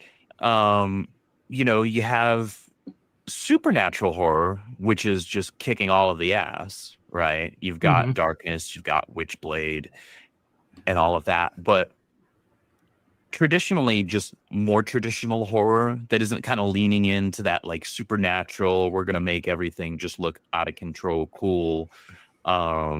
Which, to be fair, was kind of the Image way, and I love it for it. It just regular horror is hard to sell when it comes to comic books. Very difficult. Yeah, and even further back, like I was talking about, like the EC books, which Variants mentioned in the chat. You know, that used to be the biggest thing, was all the EC books by William Gaines, and then what happened? They, you know, he was the most successful publisher out there, so they nerfed him with the Comics Code Authority and Frederick Wordham. Screw that. And there's a school of thought that that was a whole conspiracy. It was to just is there really? Yeah, that it was just like the publishers got together and were like fanned the flames because they wanted to get a code in place so that they could nerf William Gaines and the success of EC Comics. So one thing I've invested highly in, I suggest everyone get these if you love EC Comics. They've started doing these collections of the different creatives. So like the high cost, like the Reed Crandall collection. You got the stuff, more Reed Crandall, and you got Graham Ingalls, Johnny Craig. I love Johnny Craig's work that he did. Just these, if you want to read the EC comics in black and white, these are the way to go. They are so damn beautiful. And if you can, Amazon has most of them. If they don't, go to Fantagraphics. They got them collected. Hey, look who's here. Oh, whoops! Where did it? Nope. We had somebody backstage, but they dropped out. So we'll see. See if they come back. Yeah, I just had that conversation today. I went to a local shop who I've never been to, even after living here for 6 years. I barely went today. No ladies in the house. I'm like, pants off. You know what I'm saying? Just whatever. Yeah. So speaking of pants off. It's Joe Corallo, everybody. Hey! Hi, I legally can't because I'm in a park. Well, not with that attitude. You know, big government tells you where and when you can wear pants, and you know it's got to come to an end. It's turning into a damn police state, Joe. But yeah, I was just at I'm still at a show. I just dipped out, so figured I'd come in for a few minutes, see how things are going. Yeah, it's going pretty well. Having some fun talking about Clifford the Big Red Dog. What a great property, that Clifford. Do you think that we should make floppy comic books of it, Joe? No. See, Joe has heard my Clifford story before with the full context of. I sure have. But what I'm really excited for is there's apparently they're putting out a new Baby Garfield comic. Oh, hey, Baby Garfield. Wow. So that's exciting. So all of the things that Garfield would deal with, but smaller. Yeah. But what if he's smaller and just like less capable and aware? Is he still a fat cat? He didn't look that like I don't know. It's the design's weird. I think it's based off like the flashbacks from like the most recent movie or whatever. Oh no! Oh gosh, that's a choice. Yeah. Did that movie do well? It did well enough. Oh. Which is the worst kind of well. Yes. Right. was like enough Mutant Ninja people had Turtles. initial interest in it to see it, but nobody saw it thereafter. When I saw it in theaters after going to Olive Garden first, we were the only 3 people in the movie theater. See, no, I like this because you started off with Olive Garden and then went to see the Garfield movie as if you just said, let's have the most mediocre evening possible. Oh, we did. It was very like, it's funny because like, you ever just like ironically go to like a chain restaurant and you're just like, it's really funny that I'm eating at this stupid restaurant. Yeah, it's like, here I am at TGI Fridays. Exactly. Isn't it funny that I'm spending money here and eating? Like, I'm having dinner ironically. I don't know. Me and a buddy used to when we used to run a GameStop after like a Saturday close down, we used to like hit up Applebee's because like their happy hour would be happening. We'd be like, cool, we'll spend $20 or $25 between the two of us on food, and then we'll like each get like 4 or 5 beers, like tall ones. And we didn't spend shit, right? The Applebee's happy hour is pretty good because they've got these wonton tacos. they do. Those are good. Yeah. We used to do that after Frankensons. Like we would have the Frankensons show on Wednesday night, and then all the dealers would go over to to the Applebee's and enjoy happy hour. And those apple teenies, you go on the right night, it's light on the apple, heavy on the teeny. Especially if the waitress likes you. Also true. Also true. That's just a win-win all around. Oh yeah, Foil Variant says Frankenson shout out. Hell yeah. Yeah, no, I used to be quite the regular at Frankensons until mid last year, and I haven't been since, but be making a return there pretty soon. Ooh. I mean, not to work a booth, but just Well, a return to like go and buy things. yeah, Right on. that's good. Yeah, I was working a booth for this idiot. and then I wasn't anymore. Amazing. We love it.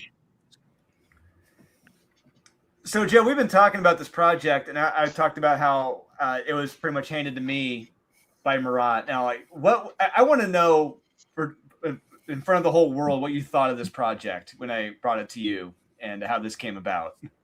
No, it was interesting because you approached me because it was like, well, there's this comic that's like a lot of it is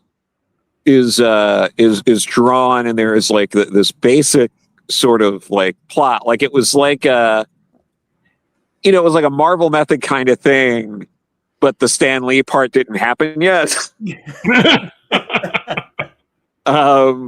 Which is really important to get to before you go to print. Yeah. But no, it was really interesting. We did have to move like a couple of pages around for pacing, but like, yeah, like it was interesting seeing it like, and there were a couple of significant drafts. Like there was one draft and there was some like minor changes, but there was one big overhaul that you did pretty quickly. But yeah, so there's a lot of ideas. Like when I finally like look at like the printed copy or whatever, I'm going to be thinking to myself like, wait a minute, that had to go. We're talking about this now. So yeah, but the important thing is a lot of people die. Yeah. Which is, kind of like what you want to do in the horror book, right? There has to be you want to put some horror in there.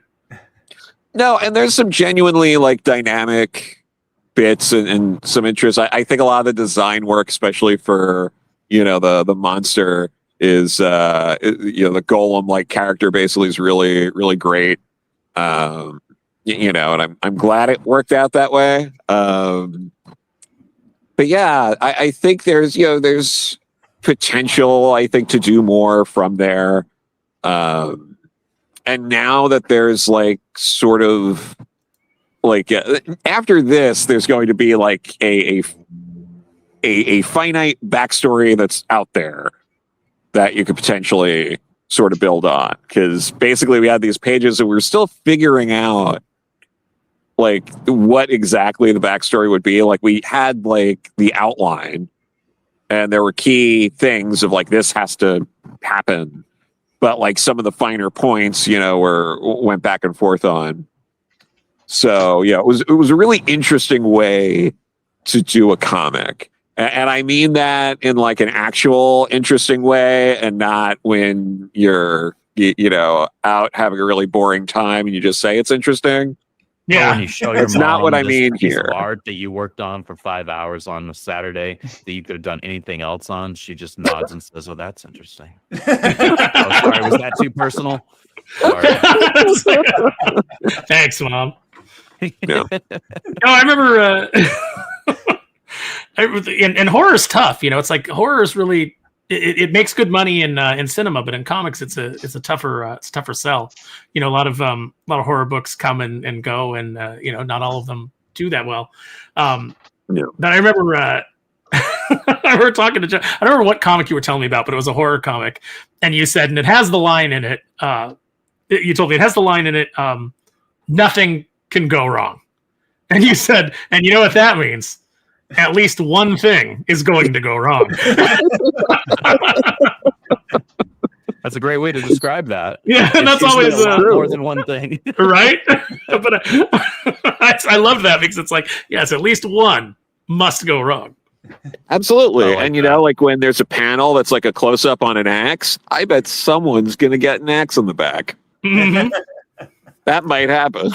If a character is talking on the last panel of a page turn, they might get murdered on the next one. Right? The first panel of that page turn, they lost their head. There you go. I mean, it's tough to do a story where nothing goes wrong. Yeah. Because you don't have stakes at that point. Right. You know, something. Unless it's a vampire story, then you always have stakes. Yeah. I see I know what you did I there. Yeah. You monster. I have been called worse. Yeah. I'm surprised we still make vampire movies like after God, what was that Nicolas Cage one that's great from the 80s? Oh, Kiss of the Vampire? something Kiss. Vampire's Kiss Kiss. the Vampire? Vampire's Mm. Kiss. That's it. I love Vampire's Kiss. It's great. So you're saying we should have stopped there? Yeah, why not? I mean, it was great. It was maybe the worst Nicolas Cage ever looked in terms of like he was balding enough before he like wore wigs or like did anything about it. Uh-huh. And he does an accent that doesn't exist. Well, like Eddie Murphy's accent in Vampire in Brooklyn. Yeah. It's just, and you get to hear Nicolas Cage scream the alphabet. Yes. I didn't lose it. I didn't. I would like to have Waze, the GPS service. I would like to have them get Nicolas Cage to do one. That would be I great. think that would be fantastic. You can get Master Chief, which is pretty rad, to be honest. But can you imagine Nick Cage? I think I'm good with Master Chief, though I would take Cortana, actually. Yeah. Well, I feel like Nicolas Cage would just constantly try to trick you into taking him to the national treasure. Because every now and then you ask Waze, like, hey, I don't remember this turn being on the route. We need to steal the Declaration of Independence. See, I like to think that he would tell you, there's a big beehive up ahead. And you'd be like, what? And then he'd be like, not the bees! That's the Nick Cage that I want on there. What's in the bag? A shark or something? So I did bring up Vampire in Brooklyn. Joe, would you say that is a better or a worse Eddie Murphy movie than The Adventures of Pluto Nash, which you saw in theaters? I saw opening weekend. The Few, the Proud. I got to be honest. I don't hate The Adventures of Pluto Nash. I thought it was okay. Well, the one thing we can guarantee is that this book, Bloody Echoes, is a better time than The Adventures of Pluto Nash. That is an Oh my god! ironclad guarantee. Yeah, no, that's true. It should have been better. What a weird movie. It's crazy that happened. Well, Variant is bringing up Bangkok Dangerous. Oh wow! Oh my god! Yikes! All right, Shelby, you have to do a cover for one of these properties, a comic book adaptation of Bangkok Dangerous, Clifford the Big Red Dog, The Adventures of Pluto Nash, Vampire in Brooklyn. You're doing Clifford. Okay, you're taking Clifford. Yeah. Take the money. Take the money. All right, I got to go, guys. I got to get back to the show, but I wanted to make sure I stopped in, said hi, back this book. It was fun to work on. Bloody Echoes, great. Drew, you're great. Whatever. Everyone else is cool. Goodbye. Later, Joe. See you, man. Thank you. It's nice of Joe to take time from his busy schedule of doing things. He's a good kid. Yeah. Yeah, that Joe, he's going places, I think. Yeah. Yeah, I'd probably do an homage to that cover right there, and you'd see Clifford's butthole. But here's the thing. It's bigger than a regular dog's butthole. That's why it's yes. When he walks away from you, you can't ignore it.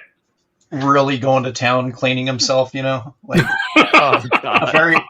the thing, it would sell really well though, right? It would just be one of those covers like people just want it and they don't know why, Yeah. Yeah. I can see Marat doing like a draw your own dog variant in the front and have your own dog drawn in and just you can draw your own massive Clifford the Big Red Dog and a huge Triceratops mound of crap right behind him. Yeah. Or if you got either lazy with it or you had very little time to finish it, instead you just have it be like the back of like his paw. It takes up the whole thing, right?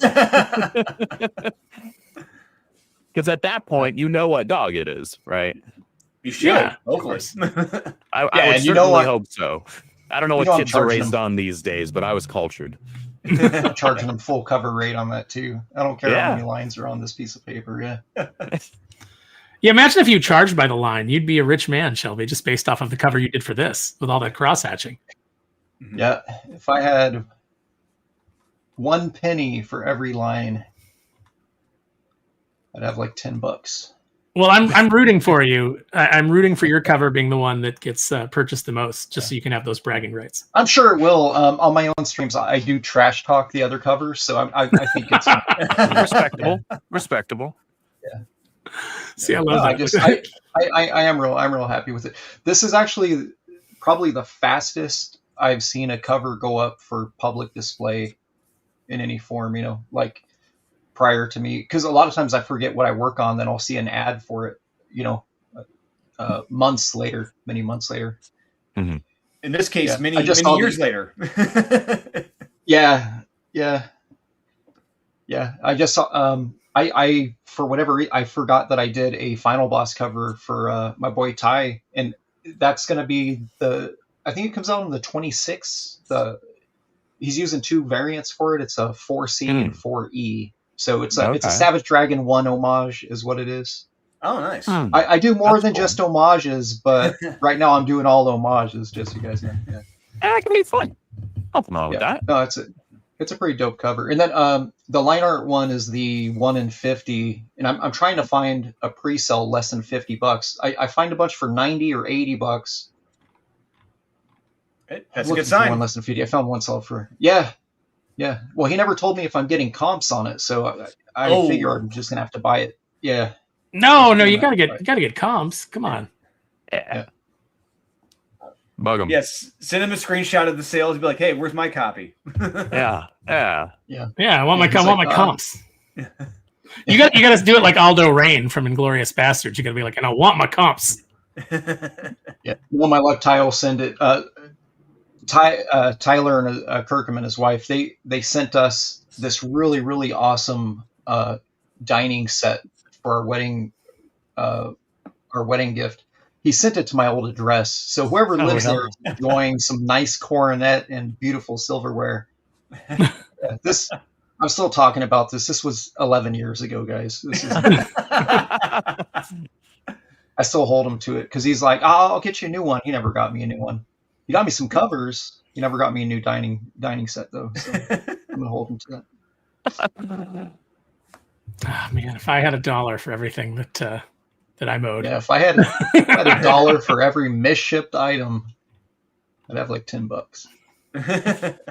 If I had every misshipped item, I'd have my my later copies of Arc Athena from from Iconic. Eric Committee's book. Now I'm just gonna have to buy them from him at a show. He was at New York. We should have talked to him at New York. I did talk to him. I gave him a copy of the. I gave him a preview copy of Kneel Before Doomface. Okay. Yeah, I did. I did get to talk to him down in Artist Alley. Did he finish it? Did he finish the Arc Athena? I only got the first book. I thought he like stopped doing crowdfunds for it.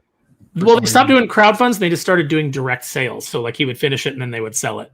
You know, they were at that point where they could do that. So, so I think he did all 6 volumes. But like I said, I've got to hit him up at a show because I need to get 3, 4, 5, 6. Yeah. I know. Yeah, he got way better. He got way better. I worked with him years ago at Verotic. We used to do adult comics, for Glenn Danzig. His style back then was very much like Aeon Fluxy. It was very like Peter Chung influenced. He didn't have a whole lot of mainstream influence. I know for a while he was trying to. What did Glenn tell me? That boy wants to be Barry Windsor Smith. He don't know how to hatch. It's funny because just speaking of guys, guys that have like radically improved. Drew and I were talking today about Dan Panosian, and I was saying where it's like he had come in and he was kind of like he was just aping like Rob's style, on the Extreme books, and then you look at like Dan today and he's one of the greatest. I was sitting next to Dan at the I think it was our 25th. We were at Big Red Comics. It was our 25th Extreme anniversary, and I pulled him aside, man. I was like, bro, I don't know what you're looking at right now. Keep doing it. That's insane how good he got, right? Mm-hmm. And I told him, I was like, you know what it reminds me of? I said, it reminds me of, and this is going to sound crazy. I said, if you take you remember Mort Drucker from Mad Magazine? Absolutely. Take the sensibilities of inking of Mort Drucker and turn him into a mainstream comic book guy, like a Sean Gordon Murphy-esque type artist. It still has a little bit of that caricature flavor to it. I go, bro, it's like that. And he goes, I don't know Mort Drucker. And I was like, oh my God. He's like, he goes, when I need what did he tell me? He goes, when I need inspiration, I literally just pull out some Andrew Robinson. He goes, that's like my dude right now I'm looking at. I was like, okay, that's cool. And now I can see it. Now that he said that, I was like, oh, okay, I can see that. Yeah. But I mean, I agree with you. I had the exact same thought about his inks. It's like, there's like, it definitely feels like there's a Mort Drucker in here, but it feels very, what's the right word for it?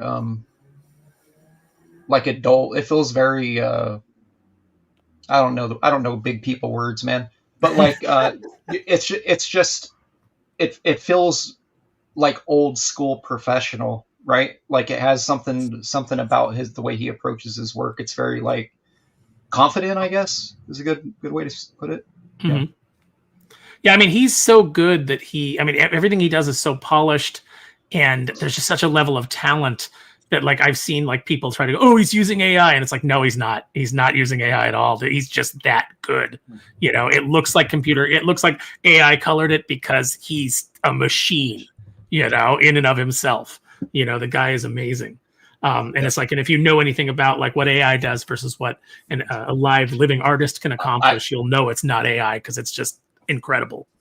Yeah, I got to see a lot of his work on that book he did called Slots. I don't know if you picked up any of the Slots books. Yeah. It's so if you're not aware of pick up Slots, man. Slots is a great book. It's like a boxing. It's like Matt Murdock if he was just a boxer. Huh. Yeah, and it's gritty looking, like just his art. It just lends itself to that kind of like. See, I love his Conan. His Conan stuff is great. I love his pencils and inks he did for Conan at Marvel. Very briefly. Mm-hmm. What's he doing now? Punisher, Red Band Punisher stuff, I think. Yeah. Yeah. Yeah, with Palmiotti. Mm-hmm. But I think he did that years ago, right? Like, and it's just been sitting in Marvel's vault, or is that somebody else's project and I'm confusing it because there's two Punisher projects out right now? Probably because I was hanging out with Chris Bachlow at the Tucson Con, and he was telling me that Marvel was just producing a Doctor Strange run of books that he did, but he goes, "Bro, I drew those during COVID." He goes, "They're super old, and they're just now going to press." Yeah.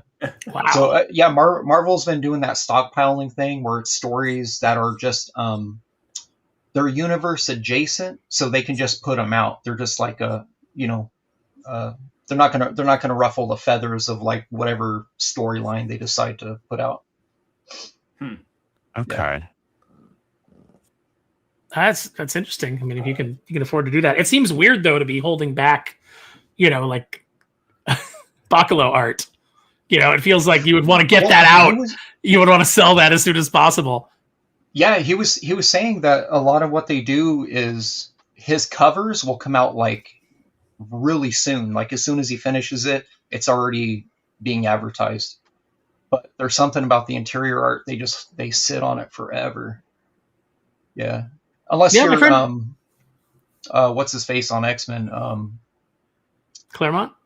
No, Neto. Neto stuff comes out pretty quickly. Yeah. Oh yeah, Neto Diaz, yeah. When he took over G.I. Joe, like I was so happy because it was like, oh man, we're getting like really dynamic art again. And then he had his run on it, and then it was back to the old guy, and then I was like happy to see replaced. And so that was kind of crushing. But thankfully, G.I. Joe's in a killer place right now. So I agree. That's one that we talk about all the time. Like perennial favorites on the channel. Every time they, we're doing new comics, it's like if Jim Zub's got a new Conan out, if Jeremy Adams has like Green Lantern or Aquaman or Flash Gordon, any of his stuff that's coming out, and then the Energon stuff and the Ghost Machine stuff has all been really, really good. It's one book outside of recommending everything that Drew touches, it's all gold. I do like to tell people, I'm like, and I think it's personal taste. I know you're saying like horror comics don't really always do that great. Man, Hyde Street is like I'm not going to say it's the best book. It's my favorite book in like the decade, like easily in a decade.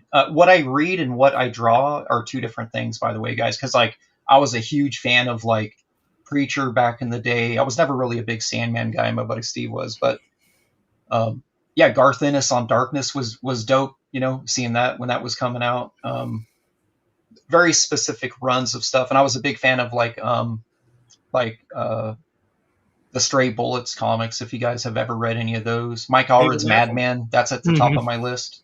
Yeah. Those are the fun books to read, but I don't draw anything like that stuff. Like my stuff is like Mark Silvestri, Jim Lee, Will Spertasio. It's like the Image Crew, and then a couple others.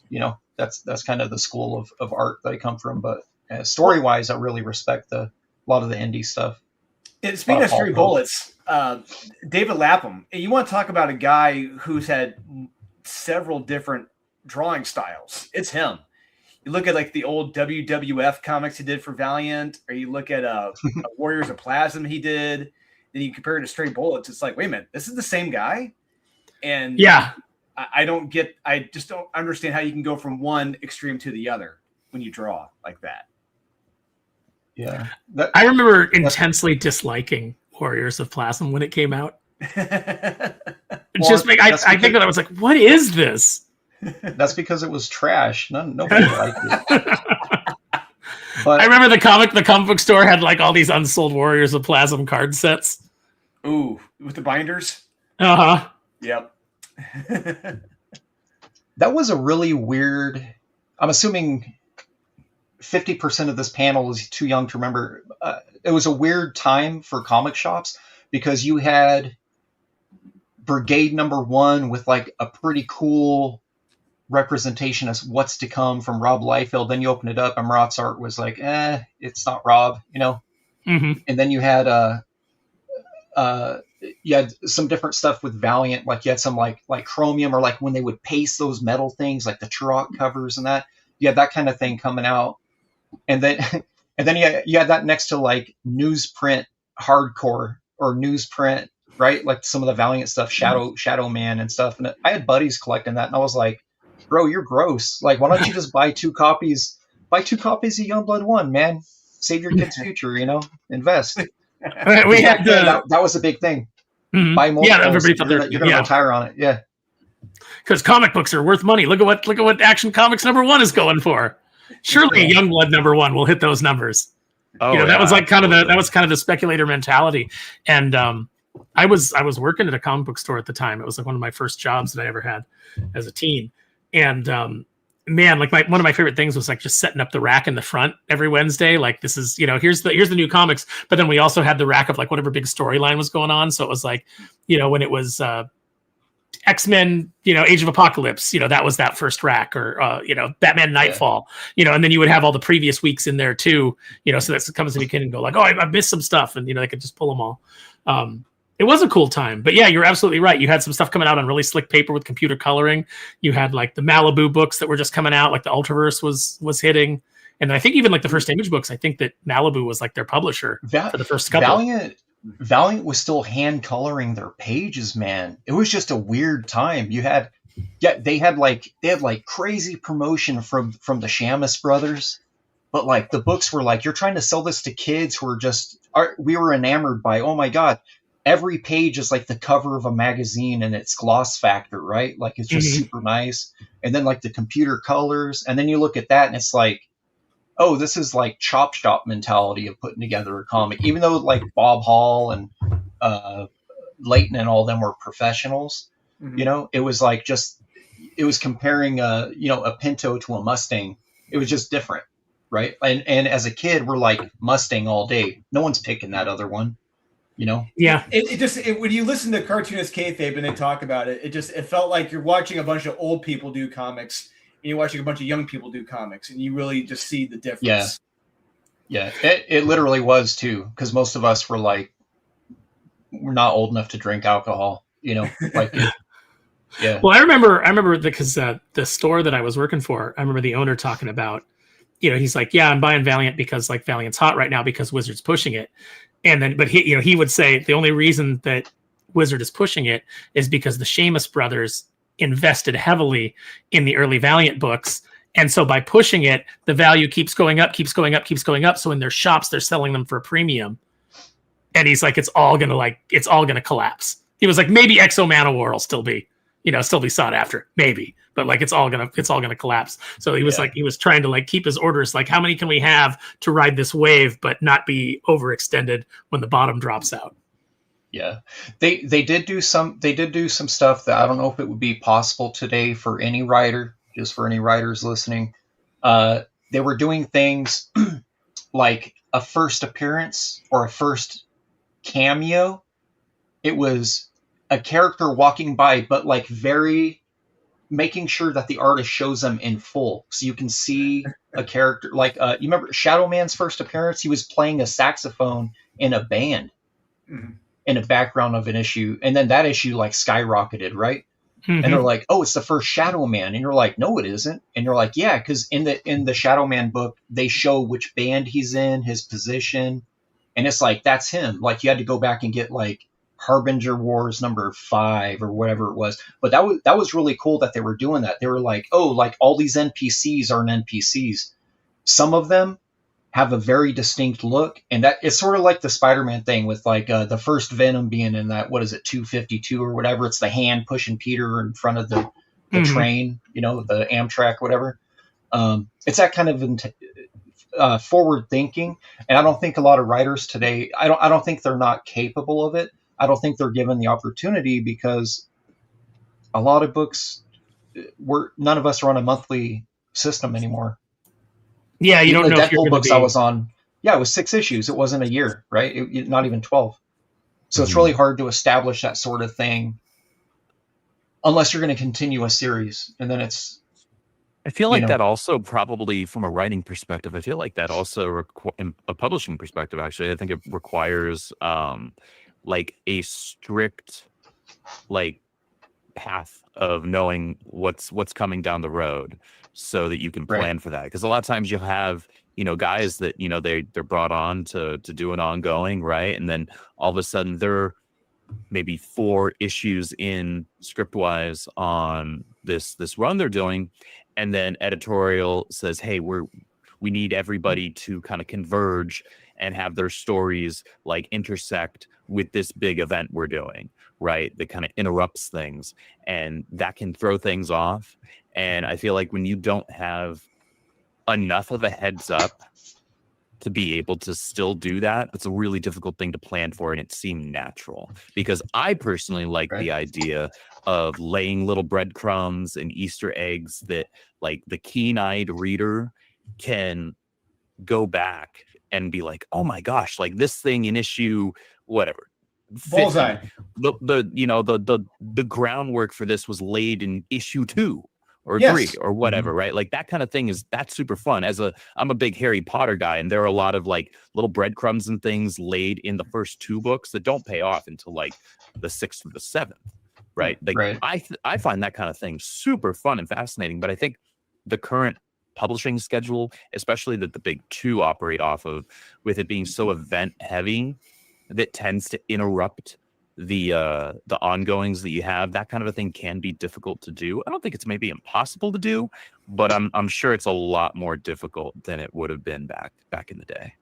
It doesn't allow you to do the sort of thing that Chris Claremont did, where it's like he'll introduce a story thread, and then you'll go at 2 years before he picks it up again, and then you'll be like, oh yeah, and that issue will be important. It's one of the things that when Silvani and I got to do our second run on Darkwing Duck over at Joe Books, like we were told that we had at least 2 years worth of story that we, that was like, you guys have 2 years, and then we'll see where we're at the end of that. So. Right. Because I like that long form storytelling, I like teasing things out and then developing them. We had this whole mystery that we started, which is because we opened the first issue and Negaduck is back, but you don't know how, because in the previous series, the way that we left him in the Definitively Dangerous edition, he was turned into particles that have scattered all throughout. And it's like, so how is he back? And there was a whole mystery, and the fans were asking like, how? And it was like, don't worry, we're telling that story, because at issue 12, we're going to start a major Negaduck story, and then that's going to carry us through to 24, and we'll have the big reveal somewhere in between. And so we had laid all these breadcrumbs so that and none of the fans picked up on it. Like the answers are kind of there if you really know what to look for and you go back through those issues. But we had laid out all those breadcrumbs, and then we got told we were going on hiatus as of issue 8, because they couldn't afford to do all the books they want, and they really wanted to do a Pirates of the Caribbean book because that was going to sell even better than Darkwing, they thought, and it didn't. Even though Chris Schweitzer did a great script on that, it just didn't. It wasn't as strong a property. It didn't have the following, and then the company went out of business. So we got 8 issues done and didn't get to finish it off. And people still ask me like, what was the reveal? And I'm like, Silvani and I might do it as a fan project at some point and tell those stories. So like, I'm not ready to come out and like spill all the beans, but it would have been one of those things. Yeah, it would have been one of those things when you got to the reveal and then you went back and you reread the issues, you'd be like, oh, they were putting it right in front of me the whole time. Yeah, I love that kind of thing. That's the kind of thing that I'm trying to do with Blue Shift. And that, like, I've written 2 full arcs worth of scripts that could be broken up into 3 issues each of like about 45, 48 pages. And that kind of little layering is the kind of thing I'm aiming for, because I have stuff that I want to do in arcs. I mean, obviously, granted, this is all contingent on me being able to do these, but, arcs 4, 5, and 6, that kind of a thing. I think that's just super fun. I really love the breadcrumb Easter egg style of, long form storytelling and laying the groundwork for things that don't pay off for a long time. That's fun. Yeah, it's what Drew does too. And like on A Holy Nightmare, like he's got 12 issues, 14, 17, I don't know, 25 issues written at this point. It's like, and number 3 is being drawn right now. So he's got like all kinds of like things laid in, don't you, Drew? Yeah, like little Easter eggs, like you said. I completely agree with that, and I love doing that. And I was telling Aaron that some of the feedback I've been getting from people or retailers, they'll read it and they're like, well, I want to know what's going on with you. I want to know about these characters in this issue. I want to know who they are in this issue. I'm like, I understand, but that's not what the story I want to tell you right now. That's going to be important later on down the road. I'm going to tell you bit by bit when I want you to know it. and when it's important to the story. I'm not going to bombard you with information up front. That's not fun. I like the mystery. I love you thinking along the way about who they are, where they possibly came from, hinting at what made them who they are. And then when we finally get to it, be like, oh, okay, that makes sense. So it's just just having the reader actively engage in the story.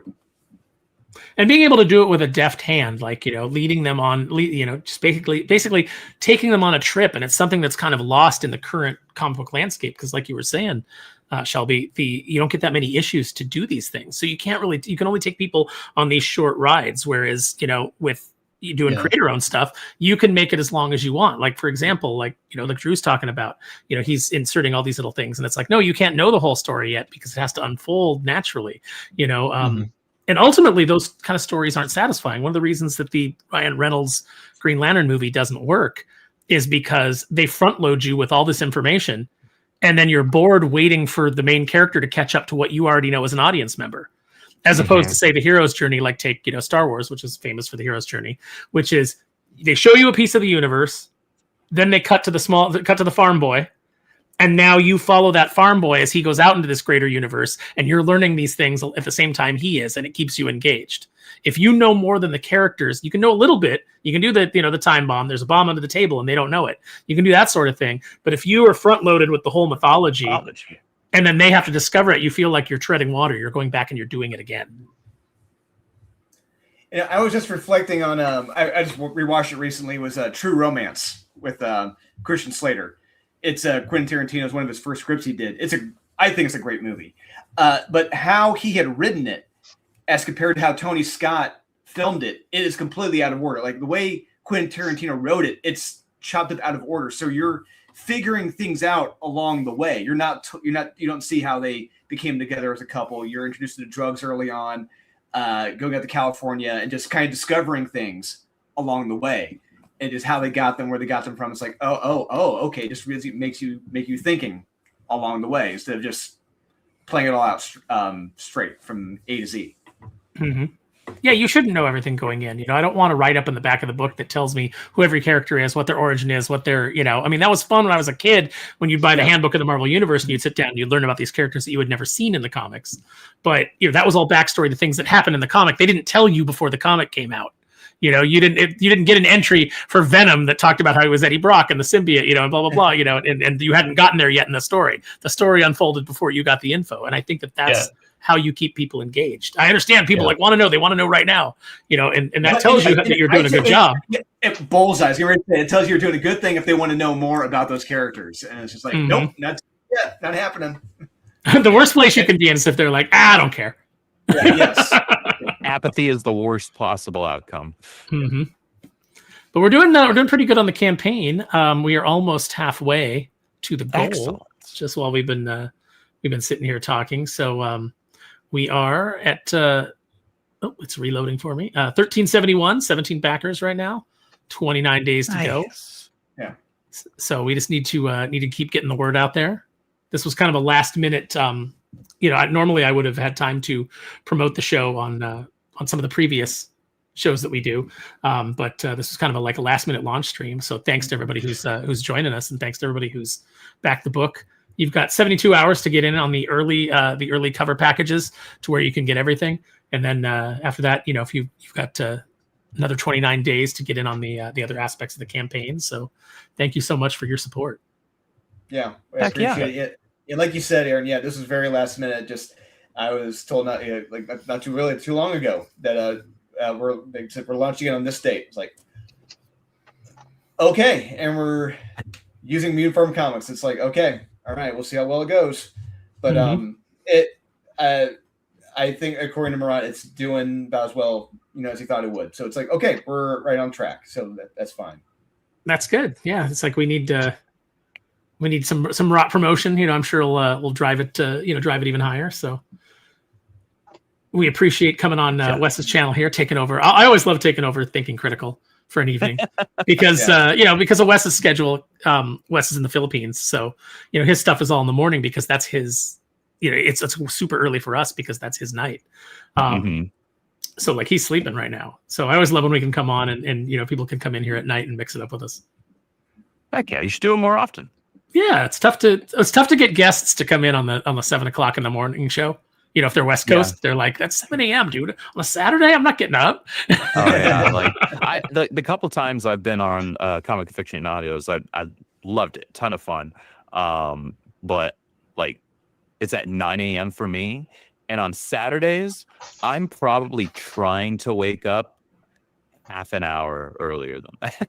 Yeah, right, at most. I couldn't imagine being on the West Coast still and doing that. I would have been like, no, I'm okay. Sorry. No, it's like going to work at that time. Jeez. Yeah. I'm not trying to go to work on Saturdays. I already work on Saturdays. When I was me in comics, man. When I was in Maui, I would have done the show, but that's another 3 hours behind. So it would have been like, I'm not doing this at 3-4 in the morning. No. Yeah, I'm good actually. I like that Fiend Machine's comic shop gave away copies of Warriors of Plasm with every purchase. Mine did that with the card sets. It was like, if you bought like, oh, you're buying $25 worth of comics, here, have a Warriors of Plasm card set. And you're like, why? What did I do? Mm-hmm. If I spend more, can I not take the card set? But it comes with a binder and a free Frogurt. Oh, but the Frogurt is under a curse. Dolan's not gonna like this, but my very first like professional signing that I had was at this mom and pop shop out in Modesto, California, and they were giving away. I noticed it from across the room. It was something I noticed like kind of after being there for a while. Every purchase of it was an amount. It was like $15 or $20. They were giving them a free Captain America #1 Heroes Reborn of Rob's book. Ooh. And because they had ordered so many of them that they just were like, we got like 400 of these in a case. Like these have to go. Wow. Yeah. They're taking up floor space. I was so pissed about Heroes Reborn when that happened because I'd been a big Captain America fan and I had enjoyed Mark Gruenwald's run, but then towards the end of his run, he was fighting cancer, and he had lost like his really good artists, so he had like some artists that were coming on that weren't that good, and I didn't enjoy the story with like, oh, Captain America's dying and he's wearing battle armor. It was a time when they were putting every character in armor. Spider-Man's got to have an armor, and Cap's got to have an armor, and everybody's got an armor, and I hated it. And then Mark Waid and Ron Garney came on, and we're doing a storyline that I loved, and then that got cut for Heroes Reborn, and I was pissed. So, you probably won't like this, but Jim Lee and Rob saved Marvel, dude. Oh yeah, no, sales wise, absolutely. I mean, it's just the way because I was there. Like they saved. It was a win-win because their books were already dipping. Right? Mm-hmm. Like Image Comics were already dipping because they were so far deep into the runs that Rob's selling, I don't know, 75,000 instead of 165,000. Right. Like the numbers were that different. So you had Marvel looking at, were they already? They didn't file the bankruptcy then, did they? Or was that was right before they sold everything to the movie studios? Yes. Rob had just finished his first run on Captain America, and it was like right after he had left, and James Robinson came on and Jim Lee took over. It was like right after that. Mm-hmm. Mm-hmm.